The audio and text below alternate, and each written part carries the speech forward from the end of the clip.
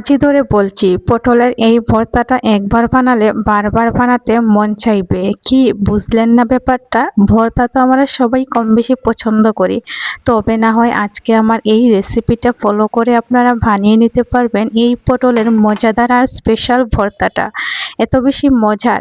চলুন শুরু করা যাক। আজকে ভর্তা রেসিপি বানাতে কি কি উপাদান লাগবে। এখানে আমি নিয়েছি পটল, 4 পিস পটল আর সাথে 2টা পেঁয়াজ। এই পটলকে এখন আমি কি করব, বানিয়ে কেটে কুটে রেডি করব মানে ভর্তার জন্য। ভর্তা তো আমরা সবাই পছন্দ করি, ভর্তা হলে কি আর কোনো কিছু লাগে? আমরা তো বাঙালিদের প্রধান প্রিয় খাবারই হচ্ছে গিয়ে ভর্তা। এখানে যেহেতু আমি পটল নিয়েছি, এই পটলকে আমি কেটে তারপর কিন্তু রেডি করে নিব আর ভর্তা বানানোর জন্য। তাছাড়া আজ আমি ভর্তা বানাবো। অনেকেই তো পটলের কুসা সহ ভর্তা বানান, আজ না হয় আমি পটলের কুসা ছাড়া ভর্তা বানিয়ে আপনাদেরকে সারপ্রাইজ দিব। এত বেশি মজার আর এত বেশি ইউনিক একটা রেসিপি, আপনাদের দেখেই লোভ লেগে যাবে খেতে। এখানে দেখেন আমি পটলটা খুব সুন্দর করে এইরকমভাবে কুসা ছাড়িয়ে নিব। পটলের কুসা থাকলে খেতে ভালো লাগে না। আমার তো কুসা ছাড়া ভর্তা ভালো লাগে, কুসা থাকলে একদম ভালোই লাগে না। এখানে দেখেন আমি কিন্তু আস্তে আস্তে সবগুলো কুসা ফেলে দিব, আর কুসা ফেলার জন্য আমি সবগুলো দেখেন আস্তে আস্তে আমি রেডি করে নিলাম। কুসা ফেলানো হয়ে গেল আমার। এখন আমি আস্তে আস্তে দেখেন পিস পিস করে নেব, মাঝারি সাইজ করে কেটে নিলাম। আর সবগুলো যদি এই সাইজ করে কাটা হয় দেখতেও ভালো লাগে আর খুব সুন্দর লাগছিল। দেখেন দেখতে যেমন ভালো লাগে, খেতেও কিন্তু অনেক বেশি মজার। আমার জামাই তো এই রেসিপি পেলে আর কোনো কিছু উনি পছন্দই করেন না, ওনার নাকি পটলের ভর্তা বেশি ভালো লাগে। উনি আমাকে বললেন, আজ তুমি পটলের ভর্তাটা বানিয়ে আমাকে খাওয়াও। যেহেতু জামাই আবদার করেছেন, তো জামাইয়ের আবদার রাখতে আমিও কিন্তু বানিয়ে নিয়েছিলাম এই ভর্তাটা। সাথে কিন্তু আমার বোনরাও আমার কাছে এই আমটার করলো। এখানে আমি পেঁয়াজটাও কুসা ছাড়িয়ে নিলাম। এখন পেঁয়াজটা আমি কি করব, আস্তে আস্তে মানে কেটে নেব। পেঁয়াজটা কিন্তু আমি ফ্রাই করব, যার কারণে একটু মাঝারি সাইজ করে কেটে নিলাম। এত ছোটো করার দরকার নেই, এই সাইজ করে কাটলেই হয়ে যাবে আমার। এই যে দেখেন আমি কিন্তু এখন কেটে নিচ্ছি। আপনারা যারা আমার নিয়মিত ভিডিও দেখেন, আপনারা কিন্তু অবশ্যই আমার চ্যানেলটা সাবস্ক্রাইব করে আমার পাশে থাকবেন।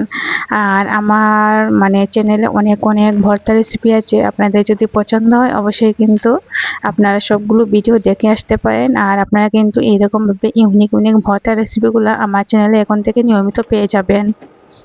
এখানে একটা কড়াই বসিয়ে দিলাম। কড়াই বসিয়ে আমি এখানে শুকনো মরিচ ভেজে নেব। শুকনো মরিচ ছাড়া কিন্তু ভর্তা জমেই না। শুকনো মরিচ হলে আলাদা একটা টেস্ট লাগে, সুঘ্রাণ বের হয় ভর্তা বানালে। শুকনো মরিচটাও কিন্তু আমার ফ্রাই করা হয়ে গেল। এখন আমি তুলে একটা সাইডে রেখে দিব। তারপর তার মধ্যে দিয়ে দিলাম পেঁয়াজ, আর পেঁয়াজটাও খুব সুন্দর করে এখন ভেজে নিব। যেহেতু আমি শিলপাটায় বেটে এই ভর্তাটা বানাবো, যার কারণে দেখেন আমি পেঁয়াজটাও খুব সুন্দর করে ফ্রাই করে নিচ্ছি। লাল লাল করে ভাজলে দেখতেও ভালো লাগে। দেখবেন আমি হালকা ব্রাউন আর লালচে করেই ভাজবো। আমার দেখেন ভাজা হয়ে গিয়েছে, এখন তুলে একটা সাইডে আমি রেখে দিব। পেঁয়াজটা যেহেতু আমার ভাজা হয়ে গিয়েছে সাথে শুকনো মরিচ, এখন কিন্তু আমি পটলটাও ভেজে নেব। পটলটাও কিন্তু লাল লাল করে ভাজতে হবে। লাল লাল করে ভাজলে কি হয় জানেন, দেখতে ভালো লাগে, খেতে ভালো লাগে। এখানে একটু হলুদের গুঁড়া আর সাথে একটু লবণ অ্যাড করে দিলাম দেখতে ভালো লাগার জন্য। কারণ দেখতে যদি কীরকম লাগে ভর্তাটা খেতেও কিন্তু ভালো লাগবে না।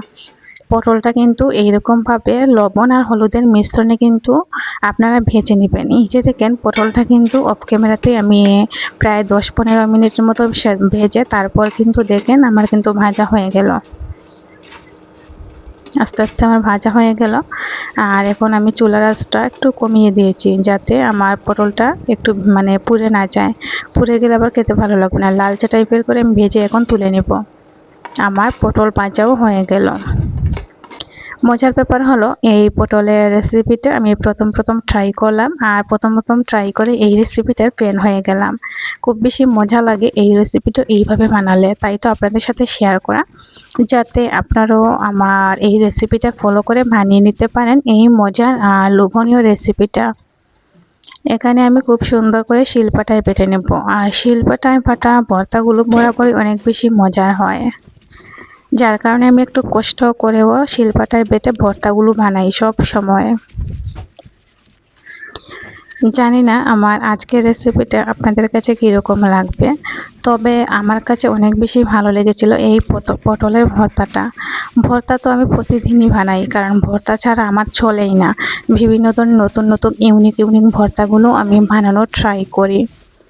এখানে দেখেন শিলপাটায় কিন্তু খুব সুন্দর করে বেটে নিচ্ছি আমি এই ভর্তাটা। আর যত বেশি ভাটা হবে তত কিন্তু খেতেও ভালো লাগবে। আমার কিন্তু আস্তে আস্তে বাটা হয়ে যাচ্ছে। আমরা গ্রামের মানুষ, আর গ্রামের মানুষ হয়ে যদি শিলপাটায় ভর্তা বাটাই না, তো কীরকম লাগবে বলেন তো। শিলপাটায় বাটা ভর্তা কিন্তু আমাদের গ্রামের মানুষদের কষ্ট করে হলেও খেতে ভালো লাগে, যার কারণে আমরা কষ্ট হলেও এটা মেনে নিই। যেহেতু মজার জিনিস কিন্তু কষ্ট করেও খেতে ভালো লাগে। আমার কিন্তু এখানে পটলটাও দেওয়া হয়ে গেল। পটল সাথে ভাজা মরিচ আর পেঁয়াজ দিয়ে এখন কিন্তু আমি একসাথে সবগুলো বেটে নিব। সবগুলো একসাথে কিন্তু আমার বাটা হয়ে গেল। এই যে দেখেন খুব সুন্দর হয়েছে না। এখন আমি মিহি করে নেব, যাতে সব কিছু সংমিশ্রণে একটা সুন্দর আর মজাদার ভর্তা রেডি হয়ে যাবে এখন আমার। আর এই মজার ভর্তা দিয়ে ভাত খেয়ে আমার বোন তো বললো, ছোটো বোন বললো, আপু তুমি কিন্তু এই ভর্তাটা বানাবে, কারণ আমার ছোটো বোন অনেক বেশি পছন্দ করেছে এই ভর্তাটা। যদি আপনাদের কাছে ভালো লাগে অবশ্যই কিন্তু আমার এই পটলের ভর্তাটা আপনারা কমেন্ট করে জানাতে ভুলবেন না আমার আজকের রেসিপি কীরকম হয়েছে। ফাইনালি গাইস আমার ভর্তা কিন্তু রেডি। এই যে দেখেন অনেক গ্রান বের হয়েছিল যখন আমি বাটাবাটি করছিলাম। এখন একটা প্লেটের মধ্যে সুন্দর করে সার্ভ করে নেব। এই যে ফাইনাল লুক দেখেন ভর্তার কীরকম হয়েছে, অসাধারণ হয়েছে না আজকের এই ভর্তাটা। পটলের ভর্তা বলে কথা, আর নতুন একটা রেসিপি ট্রাই করলাম। গরম গরম ভাত থাকলে আর তো কোনো কিছু লাগে না, এই ভর্তা দিয়েই অনায়াসে অনেকগুলো ভাত খাওয়া যাবে। থালা ভর্তি ভাত, আর সাথে যদি থাকে পটল ভর্তা। এখানে একটু আমি সরিষার তেল দিয়ে দিব। সরিষার তেল দেওয়ার ফলে টেস্টটা এত বেশি ভালো হয়েছিল কি বলবো আপনাদের। আর সাথে ছিল বোম্বে মরিচ, অসাধারণ টেস্ট হয়েছিল। এই যে দেখেন আমি গরম গরম ভাত রান্না করে খেতেই বসে পড়লাম। আপনাদের জিভে জল চলে আসছে না? যদি জল চলে আসে অবশ্যই এই মুহূর্তে বানিয়ে খেয়ে নিতে পারেন এই পটলের ভর্তা রেসিপিটা। তবে গাইস আজকের মতো এখানে বিদায় নিচ্ছি। সবাই ভালো থাকবেন, সুস্থ থাকবেন। আল্লাহ হাফেজ।